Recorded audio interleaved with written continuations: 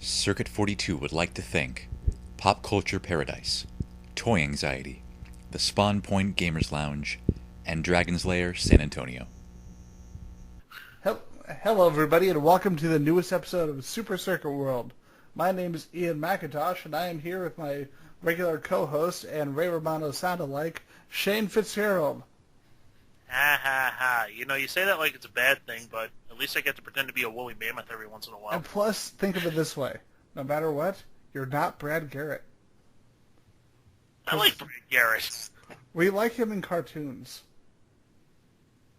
He is Lobo. This is also true. Speaking of voice actors, we have the one, the only, the one who knows what his favorite shop in the Citadel truly is, Mark Meer. I'm a voice actor. And who are you known as? I play Commander Shepard in the Mass Effect trilogy, and I do a lot of other work for BioWare and the other Mass Effect games. I'm a bunch of aliens as well, all the Vorcha and Blasto, and I'm in the Dragon Age games, also the Baldur's Gate games, and in the Long Dark, which is coming up. And I do a TV show here in Canada. What is that TV show? It's called Tiny Plastic Men, and it's actually available on Hulu now for American viewers. And what do you do? What's Tiny Plastic Men about? Tiny Plastic Men's about three guys who work as prototype testers at a toy factory. And it's sort of a mix of sitcom and sketch comedy. We've got a few episodes posted on our YouTube account. In Canada, we're available on Super Channel, as I said, and on Hulu in the States. Fantastic. And with Tiff Compton, she was the head of the nerdhearth.com, the most well-known website in the world. If you don't know it, you're probably a bad person. Fuck you, RGM. Love it. Your number one stop when someone steals your sweet roll. There you go. You can just make a new one. So, speaking of sweet rolls, what do you do at the nerdhearth.com? Well, basically, the website is kind of a tome, an internet tome, if you will, for every recipe you can possibly think of in any fandom. We've got video games, movies, books, TV shows, anime, anything you can think of. If it's been animated or it's been made on screen, you can make it in your kitchen and have it look awesome. That is very cool, and it's kind of funny. That's kind of a big thing that's been happening a lot lately. Another big example is Nerdy Nummies, who I found out that the head of Nerdy Nummies was actually in town where I am just a couple days ago, and the store didn't bother to promote online at all. Huh. And it's like, oh, okay, that's good advertising, I guess. Apparently, only about 100 people showed up. Aw, bummer. And it's like, you could have posted this on your YouTube channel, and like, you would have had a little more than 100 people. Totally. Yeah, You know what's funny, actually? I'm trying to think if I actually did anything from Mass Effect. And I actually did do something. I don't know if you guys remember this, Mark or Shane or Ian, but do you remember a certain gumbo that a certain staff sergeant was supposed to make with the provisions that you get in the Citadel? Oh, well, there you go. And so you made that gumbo? Mess Sergeant Gardner's calamari gumbo. I made that one for the website. I was thinking it might be Commander Shepard's pie. Yes. That's going to be the next one. That's just punishing. Yes, folks, it's not just Barbara Dunkelman. We are all pun whores up here in Canada. Speaking of the epitome of humor, the pun, I know Shane has told me that you're actually part of an improv group, Mark. Yes, several improv groups. I'm with Rapid Fire Theater here in Edmonton, and also Dynasty, the improvised soap opera. And in Dynasty, we also do a 50-hour-long improv show annually called the Soapathon. And that's actually been exported to England, and now some friends of ours do one in London called the Improvathon, and I usually go over there for that. Nice. And you recently had Colin Mockery on your show, right? Yeah, actually, Colin, I've improvised with Colin a fair number of times before, including at an Improvathon that was held in Toronto. But recently he guest starred on the 4th season of Tiny Plastic Men, and I was actually just watching one of the edits of his episode today, and he is hilarious, so you can look forward to that. He is a legend. Love that man. Yeah, we were very happy to get him on the show. And actually, this season we got some notable guest stars. We got Joe Flaherty from SCTV. SCTV, yeah. Yes, Count Floyd himself. And also, Joe's quite well known for his part in Back to the Future 2 as the Western Union Man, who brings Marty the telegram. And we actually we wrote a scene that was a reference to that, and we actually managed to get Joe to sort of remount his role. So that was pretty. We actually, I think about 1 week after Back to the Future Day, we threw out something online, which was just something we shot in between scenes with Joe that was a reference to that. And not only that, you slipped in a Happy Madison reference in there as well, I noticed. Oh yeah, there was. Yeah, we made Joe do all his catchphrases. You're like, we referenced Jack and Jill. Why? Why would you do that at all? Let's not relive that horror. And also Lloyd Kaufman, the creator of The Toxic Avenger and head of Troma Films. He came back for another guest appearance. He did a little cameo as himself in season 2, and we got him back for season 4. I love how Lloyd has basically become, and always has been, like the B-movie Stan Lee. It's totally great. Yeah. Well, he's his own kind of Stan Lee for sure. And except much more drunk. To his credit, he's like Dean Martin. It's ginger ale. to his credit, though, Stan Lee never fought a zombie mutant chicken with a machine gun while wearing a skirt. This is true. But he is the mayor of Tromaville. Yes. Oh, yeah. Yes. And he's Uncle Lloyd to us, so we were really happy to have Lloyd back. By the way, I love how, a good chunk of our audience thinks we're full of shit when we say that Stan Lee is the mayor of Tromaville. Until they suffered watching Citizen Toxie, and they realize that that's true. Oh, yeah. Yeah, I mean, I'm not surprised that Lloyd knows Stan. They're both New York icons, so having them appear together on screen, it's not out of the question.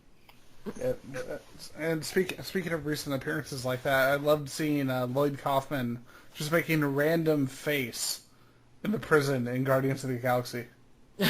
Yeah, that was great. And actually in that scene, our old friend Nathan Fillion also has his cameo as the big blue prison rapist. Yes. Oh my god. I frequent IMDb like a lot. And I was and Guardians of the Galaxy is honestly one of my favorite movies like ever, and I was super thrilled to be like have a nerd moment like that. Yeah, it's pretty cool. I love that he is just unrecognizable too, because of the because obviously he's playing a big digital alien.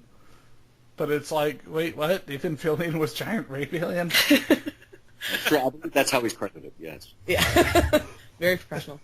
It should say that. Giant rape alien. Lloyd Kaufman is weird face guy. Yeah, actually, when I was watching that scene, it was always just like, man, how does Lloyd survive in that prison? It's like, because all these weird giant aliens and tough-looking space guys, and then this skinny old guy. Well, you have to assume that he was the J.K. Had, a line on cartons and cartons of cigarettes. Well, you also have to assume that he was like the J.K. Simmons of that prison. Yes, true. Yep, and it's so funny because you'll have so many younger viewers who will be like, J.K. Simmons, J. Jonah James was never in prison. Watch Oz. You'll be terrified of J.K. Simmons. God. That's when he first came to my attention. So like when I heard he was going to be J. Jonah Jameson, it was like excellent. Wow. He did a crazy awesome job in that role though. And you guys he know redefined it. That man could wear many hats. You know he was playing the yellow M&M in the M&M commercials at the same time that he was playing that role in Oz. Wow. Yeah. Oh really? I didn't know that was him. There's a great story. Apparently, it was from Billy West, where he had gone. I saw him at. I actually had seen him in San Diego a couple years ago, and that was really cool.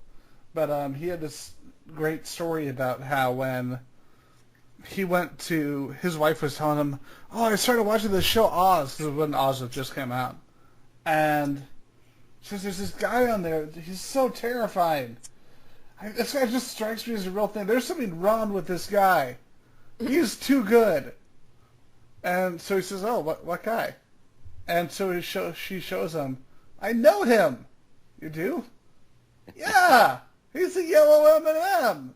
Oh my goodness. Yeah, because at the time Billy West had just got the role of the red M&M. Oh man. Speaking of guys who wear many hats, Billy West, man. Billy West, I did have the opportunity to meet him once. He's a very nice guy. Nice, yeah. And of course, I was a huge fan of his, like his work on Futurama. Amazing. Oh, yes. I did love that show. Heck yeah. It's so weird, like knowing that he is Zap Brannigan, Fry, and like almost every other character on that show, and it's like, how the fuck? Super multi-talented, for sure. He's all my favorite characters. Well, but he's not Bender. I love Bender. What about Morbo, the news monster? Morbo will not be defeated. Is he the guys from Omni Persei, or whatever it is, the cannibalistic aliens? Omicron Persei 8. Omicron Persei 8, yeah. Lure, yeah. Lure. Is Maybe. he Lure? He might be Lure. I think so. I actually got to, he was another one I got to meet recently. And I was kind of super flattered because he had me add him on Facebook, and he was getting ready to delete somebody because he thought he had maxed out his Facebook. And I said, no, you don't have to delete anybody. You're not at 5,000 yet. Oh, okay. Because it's like, holy shit, Maurice LaMarche is going to delete someone from his Facebook so I can add him on Facebook. Feel so honored. I just think it's weird that he's the store owner, that he's the father from Frozen. That is actually a movie I did not see. And then he died because Disney parents. Oh my goodness, yeah, really. It's not safe to be a parent in Disney. It really isn't. Well, it's not really very safe to be a parent in like the DC universe either. No. It's just not safe to be a daughter. I guess. I can't believe I just made the Leanne joke. I feel like a terrible human being. I'm so glad they brought her back. It's like, maybe we shouldn't have killed the 12-year-old girl. That was a bad idea. It's a very dark path. Yep. And now DC's like, fuck, we are so sorry. They're all the universes exist at the same time. Yeah. Leave us alone. I mentioned the day after that was published, the editors had a bunch of burning refrigerators on their lawn. But think about it. It was only like seven people who read Devin Grayson's Titans, which is sad because it was a really good book. So most people probably didn't even know. It is interesting that DC and Marvel both did the sort of all universes exist at once thing at the same time, essentially. DC's ended a lot sooner, but Secret Wars is still ongoing, I guess. Secret Wars, I'm having my issues with it because it's like, first off, I like the Ultimate books, and it really does feel like an excuse to just not promote their Fox properties. Oh, well, yeah, I mean, the whole Fantastic Four thing. And I'm not sure what the status is with X-Men afterwards, but, I mean, as far as I know, because Secret Wars was late, now we know what's happening afterwards. The Thing is still around in Guardians of the Galaxy, and Human Torch is still around in Inhumans, but as far as we know, Mr. Fantastic is missing in action or dead, and possibly the same applies to Invisible Woman. So, yeah, who knows? I do have to say that I've been enjoying Secret Wars more than I enjoyed Convergence. Convergence was, I don't know, nothing seemed to have room to breathe, and it didn't seem to have any impact. Whereas, with Secret Wars, it is ultimately the first time that Marvel is going to be rebooting, for lack of a better word, their line. Like, this is their Crisis on Infinite Earths. So I'll be interested to see what happens afterwards. That was always my issue with Convergence. It just felt like a big tease. Because it's like, hey, do you like Cassandra Cain? Yeah, well, she's back now. Do you like Leanne from Green Arrow's daughter? She's back now. Do you like all this stuff? They're back now. Oh, for a few issues. Yeah, and it's like... With Marvel, it does seem like they're integrating the other universes into the main universe, because I know that the Ultimate version of Spider-Man is sticking around, for example. And I was just disappointed that what they did with Reed Richards, because I liked Ultimate Reed Richards. Well, he's still around. He's a villain. But, I mean, certainly the changes that they wrought in him, like, those happened years ago. Like, that was back, shortly after Ultimatum. So, I mean, I'll stick around. I'll see what they have. in store. I do have to say though that like after Flashpoint with the New 52, the number of DC books that I read went down. So I'm hoping Marvel pulls it off. The irony is that with the DC trades have been picking up more and more because they've been going back. In the last few years, they've been going back and realizing, hey, we actually, unlike Marvel, we did a lot of good books in the 90s. Yes, they did actually, and yeah, well, that's the thing. The comics are always in a state of flux, and if you don't like the current stories, it's not like it takes away the old comics from your collection. You can still go back and read those. Yeah, so, especially with them now they're reprinting all of the original Robin, like they're reprinting all the original Robin trade, Nightwing and trade, Batgirl and trade. They're putting out the old Adventures comic books, and it's like this is a really awesome time to be like a mid late 90s, early 2000s Marvel DC fan because we're getting really nice editions finally of all of those comic books. Yeah, that's true. I mean, I just caught up with Young Justice. I hadn't seen the second season of that, and I finally got Netflix. So I did a lot of catching up on stuff I hadn't seen yet. The Daredevil series, for example. Oh, yes. I really like that. So I still got a couple of episodes to go on that. I want to get caught up in time for Jessica Jones. That also looks good. I got to meet Peter David, and it was really amazing because he's one of my favorite writers. But it was disappointing because it was right after Young Justice had gotten canceled. And he actually had some of the scripts for episodes that were going to be made. And he actually showed me to them. And I got to read over the original scripts with Peter David right there. That show was great. I really enjoyed Young Justice. And I thought it certainly was canceled before its time. You heard they're bringing it back, right? They are. Yeah. With the original creative team? Yeah, one of the woman who took over DC, because you know how I can't remember who the previous head of the company was, but he kind of drove them into the ground. Like he was the one who was responsible for shit like Annoying Orange, and that guy got shit canned. And the only good thing they were putting out at that point was Total Drama Island, because that was made by you guys. That was not made by us. That was kind of the import right there, but everything else really sucked. And it was all because of this guy. And he was apparently responsible for canceling Young Justice and all this other stuff. She came on and she just shit-canned him outright and started fixing the company. And she recently said that it would be stupid of them to deny the popularity of Young Justice. Yeah, and the quality. It was just a great show. I mean, I do hope that it comes back with the same, flavor that it had before, because there was, of course, that great Avengers cartoon, and it got canceled and replaced with the new one, which is also good, but it was not quite as good as the other one. Well, Earth's Mightiest Heroes is the one I'm thinking of, and it was replaced with Avengers Assemble. And of course, like the tone changed. Obviously, they were going for like the younger demographic, which there's no arguing with that. I did really like Earth's Mightiest Heroes. Jennifer Hale was actually on that. She was the voice of Ms. Marvel.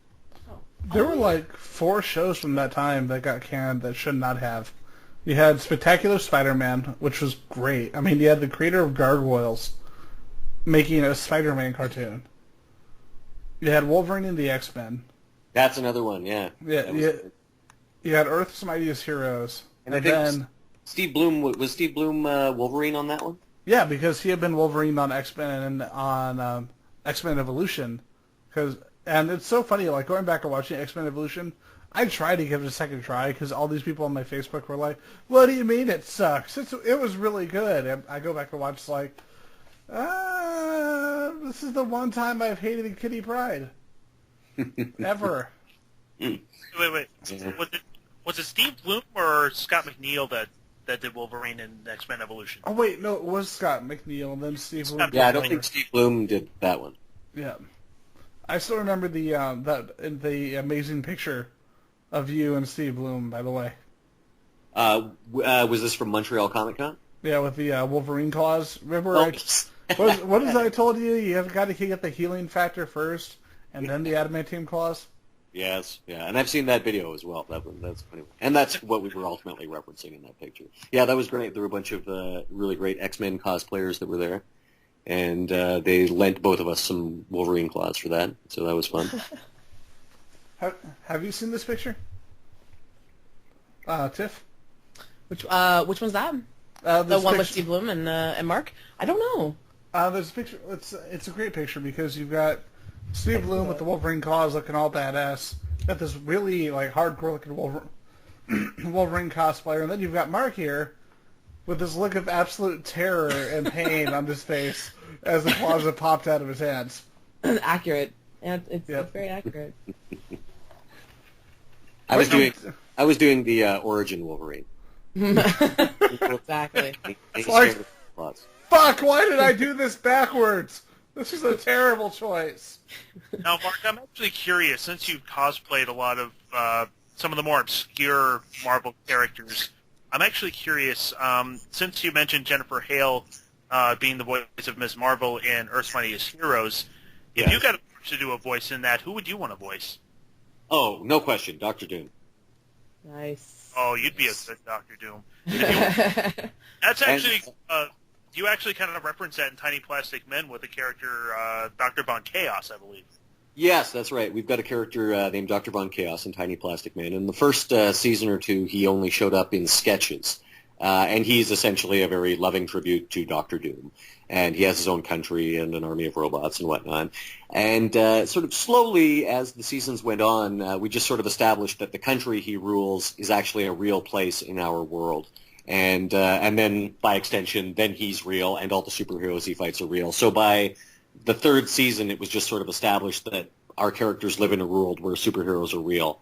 And then by the fourth season, Dr. Von Chaos sort of ends up dating Alexandra, their boss. So he's just sort of a recurring character who just shows up at the office. And he's a lot of fun to play. It's my chance to have fun with Dr. Doom, and actually pay tribute to probably my favorite version of Dr. Doom, which is the Twisted Mego theater version of Dr. Doom from the old Toy Fair magazine. I was at a store recently, and they had those, and those have become harder and harder to find. And like an idiot, I passed them up. Are you talking old Megos? No, not the Migos, the actual Twisted Toy Fair theater magazines. Oh, the collected editions, yeah. I mean, I've got the original magazines that they're in, so... Yeah, Dr. Doom is a crazy character to research, actually. Like, I found out stuff about him that I never would have imagined before. He's actually got pieces of the True Cross built into his armor just in case he ever has to fight Dracula. Right, yes. That's just a man who plans ahead. He comes prepared. Mm-hmm. So, and that's actually, in Tiny Plastic Man, of course, we get to pay tribute to the more sort of fantastical aspects of Dr. Doom, like the stuff that he's shied away from or that they've shied away from in his film portrayals, which is nobody seems to think he can be ruler of his own country or have an army of robots that look like himself. And I really like that sort of bombastic Silver Age aspect to his character. And I don't know, I wish that they'd just embrace it, and because he is such a archetypical supervillain. Yeah. It's funny how they've actually set him up in the comics, because there are actually storylines that, if you follow them, actually reveal that not only is he trying to take over the world, but it's actually considered that it might be good to just let him take over the world. Because there are storylines that basically just say the only possible way to keep humanity from destroying itself is to let Dr. Doom rule everything. Hey, question. We were talking about the idea of like Dr. Doom in the real world. Yes. Have you ever read a series by this is by Mark Millar before he went completely up his own ass, called Marvel 1985? Yes, as a matter of fact, I did read that. So you and I both know what it's about, but for those who don't know, the whole concept is that the Marvel villains are real. And there's a little boy who sees them, and everybody assumes that he's just full of crap. And then that's when you realize, that's until they start killing people.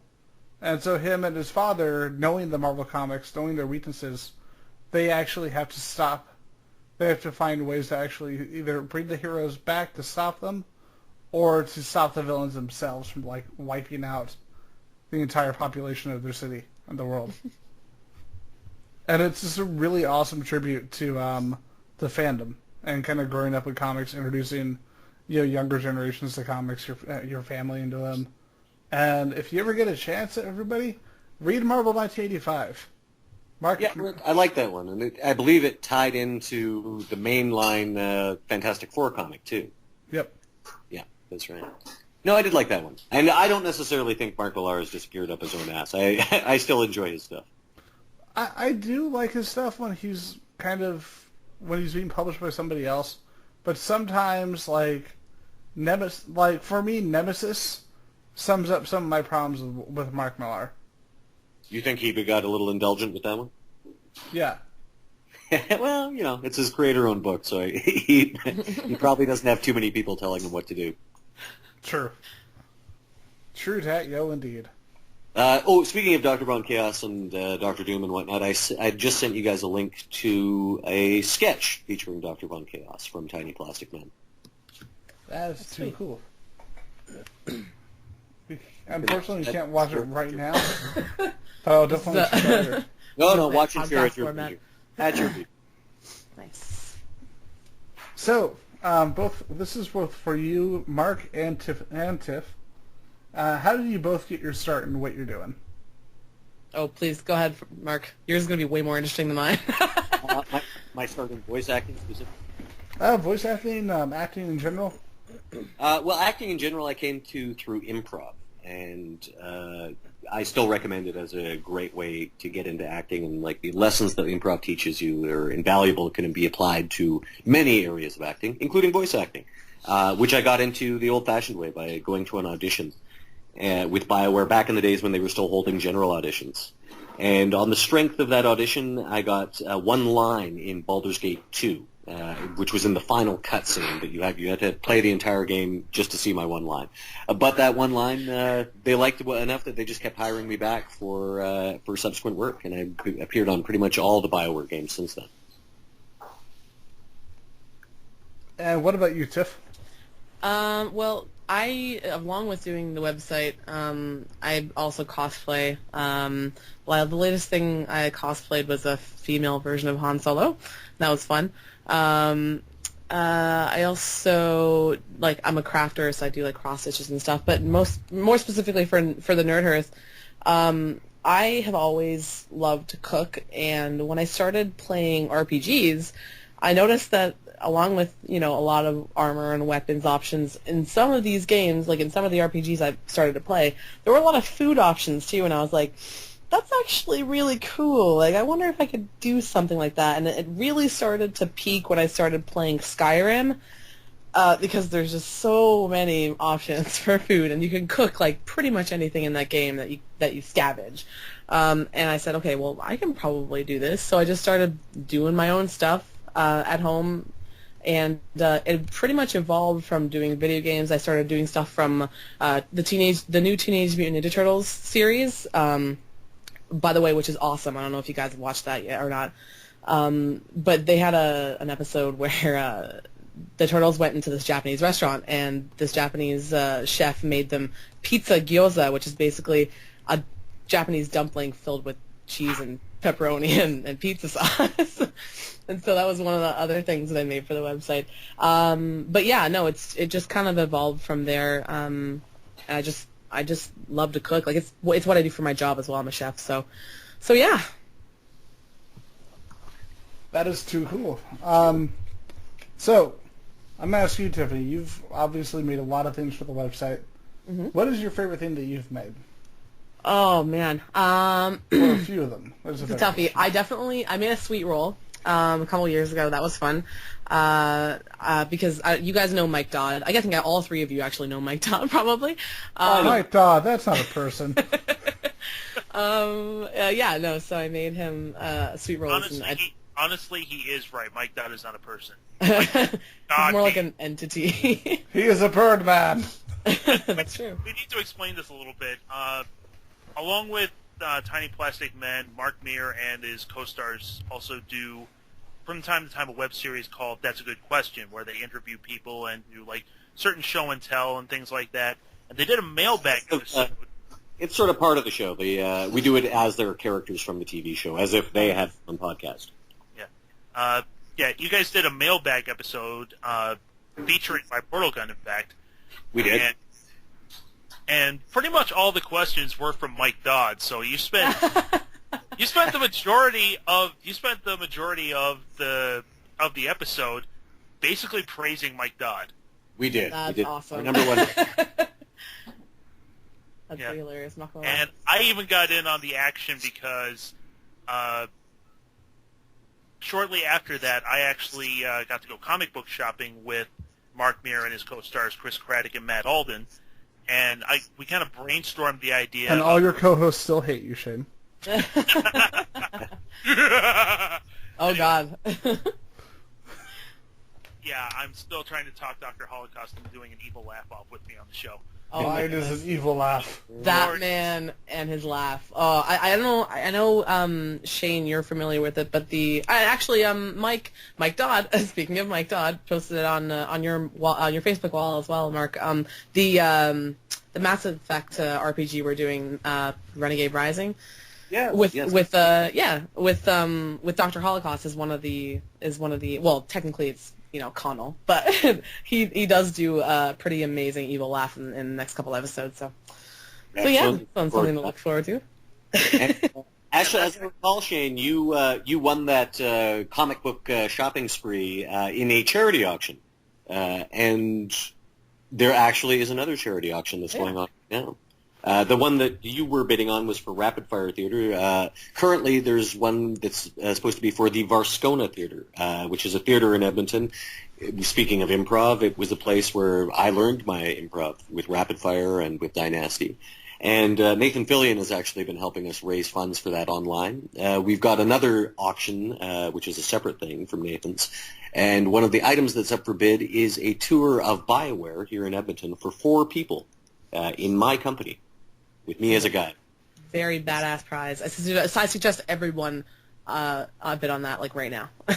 So, quick question. Actually, I don't know when you guys are going to post this, but it closes at noon on Friday, November 20th at Mountain Standard Time. So noon Mountain Standard Time. I guess that would be 11 a.m. West Coast time.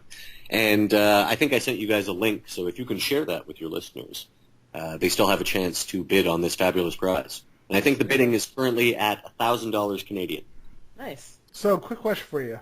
In terms of that, are they doing any? Is this only in Canada, or can people donate and possibly win here in the United States as well, or internationally? I believe this is worldwide. However, the prize package is only for the tour, so you would have the responsibility of getting yourself to Canada and to Edmonton, and then when you show up at BioWare, you'll have a tour. I think that's worth it. Oh, hell yeah. Yeah, and as I say, it's for 4 people. So currently, you and 3 friends, by chipping in $250 each, could get a tour of BioWare. Though, who's to say? The bidding might be higher, even now. Hopefully. Hopefully, because of all the people listening to this podcast. We'll immediately rush to that link that I provided. Yeah. Well, even at $1,000 Canadian where it currently is, it's still a bargain because it's a $4,000 value. Is that what they're valuing it at?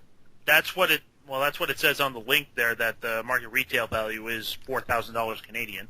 Well, I say priceless because it's actually impossible to buy one of these in the open market. That is true. Like, True. BioWare has very tight. BioWare security is airtight.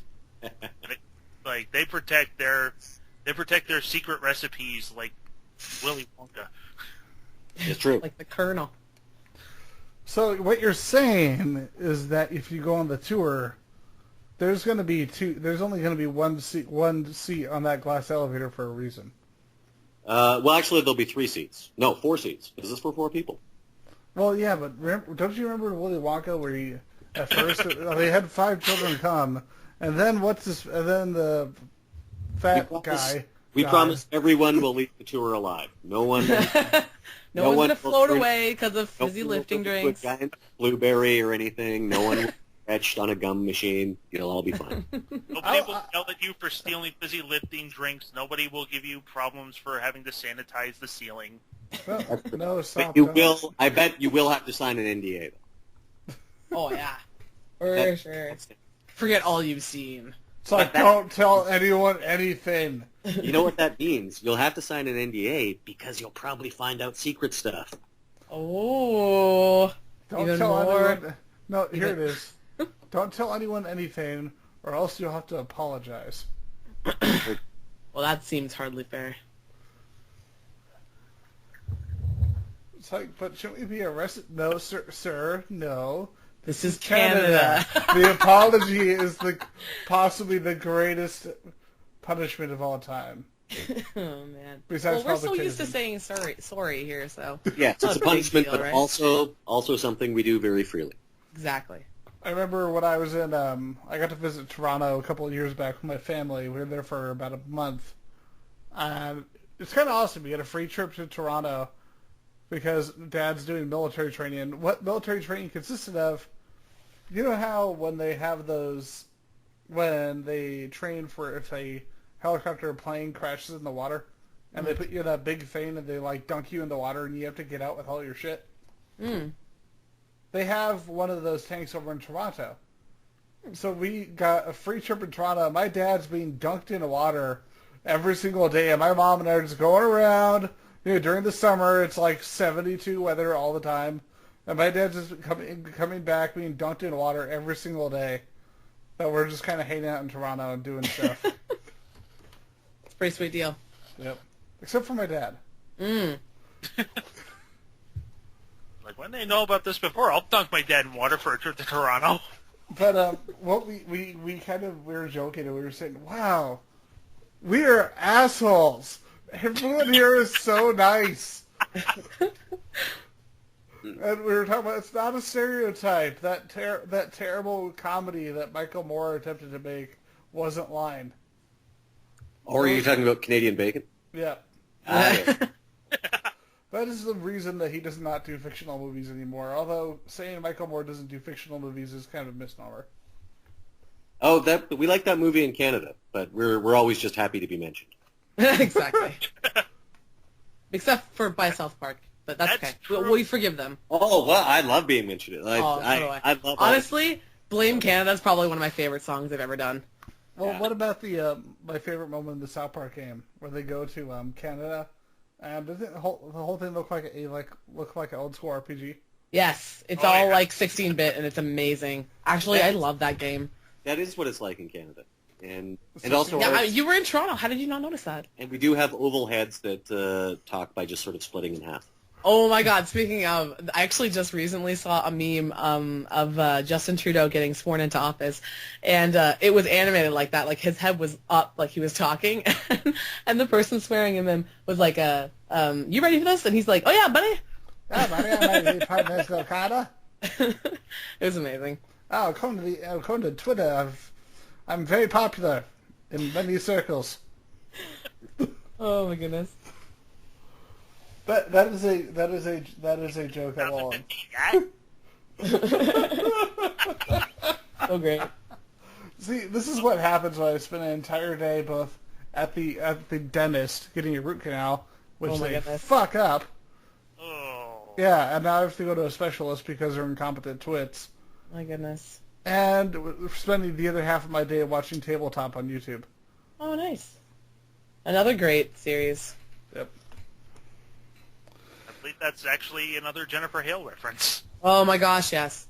Yeah, she was on. Sorry, I'm honestly such a big Jennifer Hale fan. Like, does this make you feel good, Mark? Mark, you're amazing, and I love everything you do. But like Jennifer Hale, no need to apologize. I'm a big Jennifer Hale fan. Yay! I mean, you know what's funny? Actually, we were both born in Newfoundland, so I'm like, I feel like we have a homegirl thing going on. Yeah. And yeah, I was a fan of Jennifer's even before we worked on the game together because she's got like a crazy long resume. Yeah. Yeah, and she did a lot of DC animation stuff, and I love that stuff. Mm-hmm. So, I'm sure, Tiff, that you love the portrayal of Newfoundland in South Park, right? Absolutely. It was perfect. Or it's just some crazy guy in a swamp with a gun. Yep. Pretty much. It's like, oh yeah, you go down there by Dillo Island, eh? Goofy accent is very hard to duplicate unless you go there and listen to it. But I've lost my accent, which is unfortunate, but... But you guys have two of the greatest locations ever, Dillo Island and Spread Eagle. It's very true. That is super true, and I love that we actually have towns that are named after that. It's great. It's a moment where I'm glad you confirmed that, because I think our listeners would just assume that I was making fun. It's not. It's very true. Very, very true. My dad was born in a place named Brown's Arm. Yeah, I know. And yeah, Dildo is a place there. There's a bunch of other awesome towns that are just really random names, but it's a great place. Newfoundland is a crazy, awesome place. I need to go back to Canada, because the only place I've been to is Toronto. That's it. Mm-hmm. Toronto's pretty fun, but it's really, like, busy. Well, yeah, they're filming movies there every week. It's like, hey, we're in New York today, and yesterday, and the day before that. And then we're the Umbrella Corporation. I believe in my first interview with Circuit 42, I mentioned that Toronto is, in fact, New York's butt double. Yeah, you know what? That is actually super true. Because it's way cheaper to film in Canada than it is in the States. Yeah. There is that. Yeah. I would actually love to come to Edmonton, though, because I know that's where you guys, you and Shane are from Edmonton, right? Edmonton, yeah. You and Mark? Yeah. Yeah. I would love to come to Edmonton one day. I'm a little hesitant to say this, knowing that you're from Newfoundland now, but I'm originally from Cape Breton. Oh, nice. Well, that's fine. We're all from the East. It's all good. If I can eventually afford the plane trip, I will come up there too. Yes, absolutely. To hang out and go to the giant mall. Heck yeah. I would love to go. I want to go to the West Edmonton Mall because I heard that's like the largest mall ever. Actually, have you seen the Darfur Mall? I have not. This same mall's so large that it's so large and so over the top that first off, Virgin Megastore still exists there. Oh my goodness. And apparently it's ridiculously huge. And there's actually an area where you can pull your yachts in and park them so you can go shopping. Wow. That is a first world thing if I ever heard one. I think, how did someone describe it? They said that Darfur is Las Vegas without any of the subtlety. Oh my goodness. I just thought... Sorry, I just wanted to mention something. Mark, I told my dad that I would say this because he was listening to CBC Radio once, and he was like, "Why do I recognize this voice?" And he was listening to the Irrelevant show, and I'm like, I think I know why you recognize it because when I lived at home, I obviously played Mass Effect all the time, and so did my brother, and. And I was like, yeah, he did a voice on my video game. And he's like, no way. And I was like, yeah, that's him. It's really funny. Yes, I do The Irrelevant Show. That's a show on CBC Radio, and it's broadcast nationally here in Canada. Also very hilarious. Well, there you go. And actually, I should mention there are free podcasts available of Irrelevant Show, and that's on cbc.ca/Irrelevant Show. Nice. Awesome.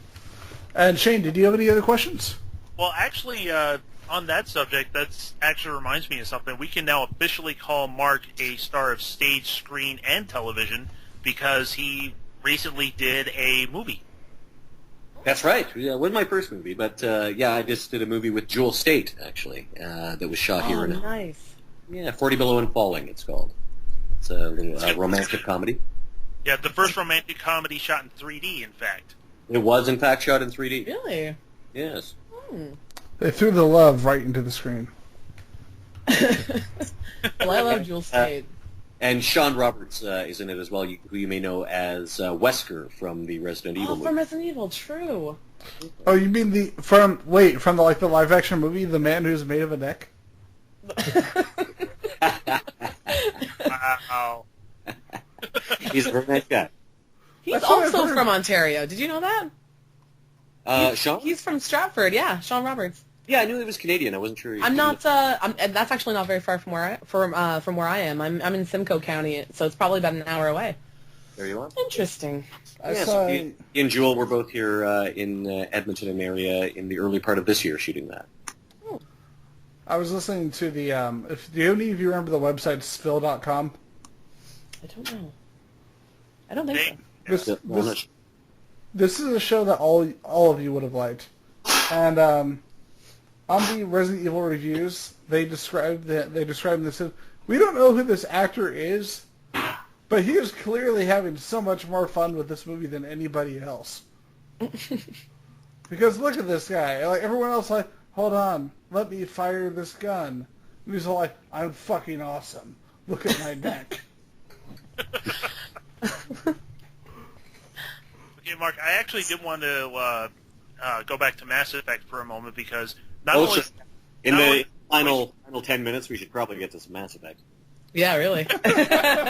Yeah, not only do, like you always say this in interviews, not only do you voice act in them, but you also do multiple playthroughs of the games. Yeah, I did do like Renegade and Paragon playthroughs, and if you're about to ask which I prefer, I do both, but I tend to do Renegade first. In any game that gives you the choice, I tend to do my evil playthrough first, and then my good one, so that it feels like I'm redeeming myself for being such a dick. That's actually a great way to look at it, because I always do Paragon first, and then I go back and try to do Renegade, and I'm like, I feel too bad now, I can't finish this. No, see, if you do it the other way around, then it's that you can be evil, know that redemption is coming. That's so true. Yeah. Actually, I was going to ask what some of your personal favorite moments were after voice acting and then playing the games. Well, I didn't do my complete playthroughs of 3 because there wasn't that incentive of I got to get this done before we start work on the next one. And also, I played a bunch at BioWare before it was released, so anytime I sit down to actually do my full playthroughs, I'm going to have to play through about 10 or 12 hours that I've already done. But 3 actually had a lot of my favorite moments in the games. The Anderson's death scene, I think, is up there for sure. Mm-hmm. A lot of stuff in the Citadel DLC was favorite moments, because that was, in a lot of ways, our goodbye to the game. And so it was so filled with, like, in-jokes and little fan services, but also, like, moments of actual closure emotionally with, like, the characters.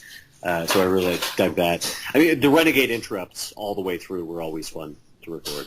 Mm-hmm. Yeah, I listened to the DLC just for how tongue-in-cheek it was, like the whole I should go thing. Yes, yeah. Speaking of internet memes. And of course, I did also get the opportunity to do for Shepard actually met Blasto face to face. Oh my god. Oh, that was going to mention, because you mentioned before, all the voice acting you do for this, you're the entire Vorta race, you're Blasto, and you're Shepard, and like all three of them are just great. We're just in that whole scene. Blasto needs his own movie or game. That's all I'm saying. Well, he's got his own comic book. Well, yeah, the comic is awesome. Don't get me wrong. But I'm just saying, we could always use more Blasto. Hey, you'll get no argument from me. If they want to base an entire franchise around Blasto, I'm there. I say we petition it right now.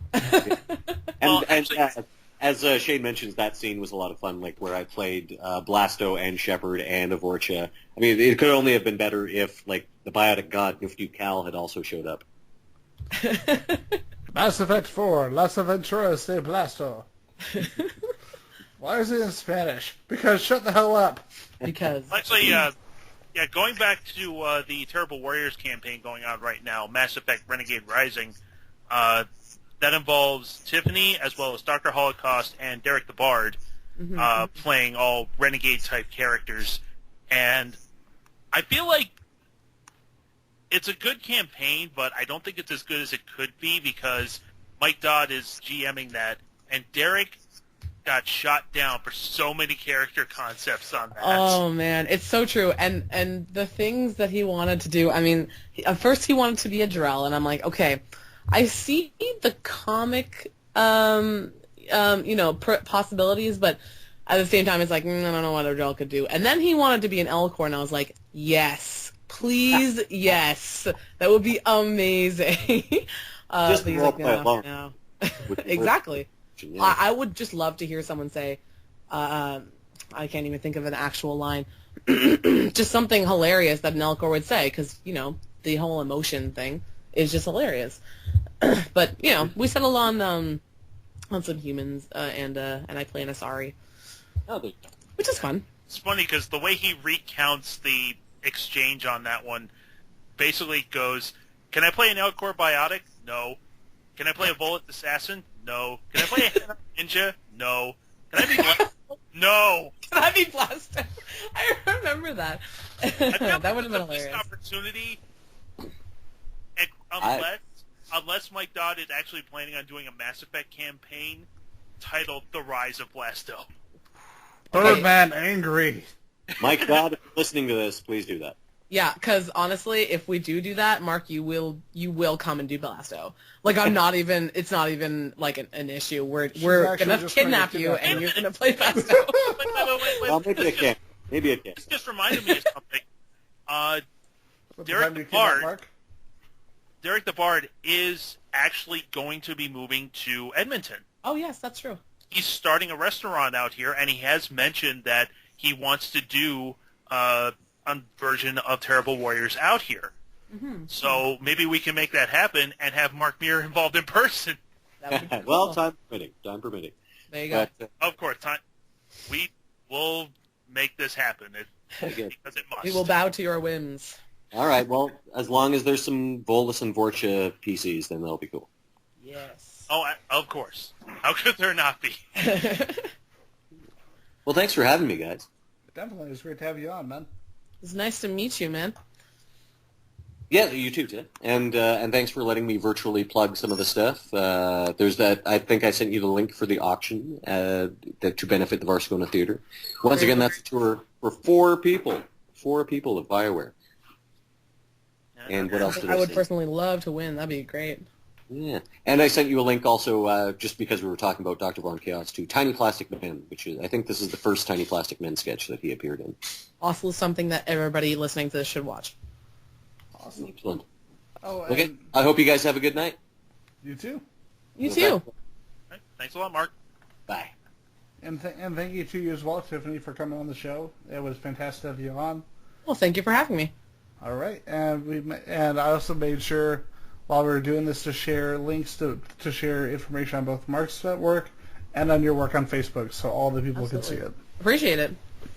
And of course, be sure to check out TerribleWarriors.com for the Mass Effect campaign that we've been plugging, as well as so many other amazing role-playing games featuring some of Canada's funniest people. And of course, make sure to check out Circuit42.com. And check out our Facebook page and subscribe to our channel on YouTube.